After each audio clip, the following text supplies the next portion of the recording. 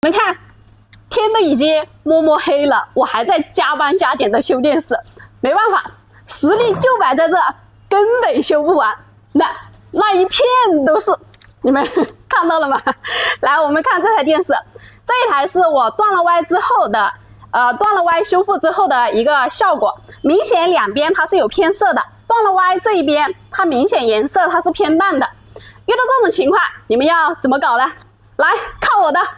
这是一张华星光电 D13的屏，它的逻辑板是跟边板一体的。那像这种情况，我们的技改逻辑板就派不上用场了，因为它没有单独的逻辑板。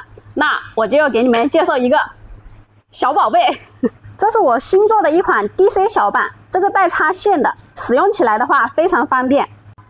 来，我们现在把它装上去，调理调理，看能不能把它补回来。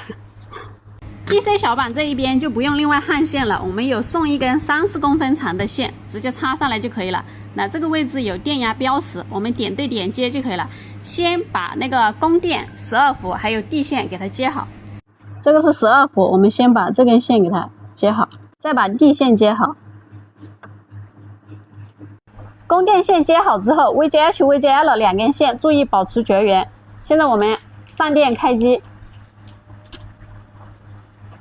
来量一下它的电压，先量 VGH 23、23.5，这个不用调了。我们再来看一下 VGL 负23有点高，我们现在把它调低一点，调到负19伏差不多。逆时针了是转，好了，差不多。电压调好之后，我们关机。把 VGH、VGL 这两根线给它装上去。它的 DC 芯片是 CS602， 我们找到 VGH 这个点，就是在芯片的46角。我们接这根线需要把后面的这个0欧电阻，就是这一个 R239 给它拆了，这个电阻。同样的，我们找到 VGL 这个点，它是芯片的，我们跟过来就是在26角。同样的也是一样的，需要把它后面的这个 R256 这个电阻给它拆了，0欧电阻。我们先把这两个电阻给它拆掉。电阻取了之后，先把 VGH 这根线给它焊上去。这个是 VGL， 总共就4根线，这样就算完工了。来看一下效果。我们看图像，现在两边图像它的颜色是很均匀了，非常的完美。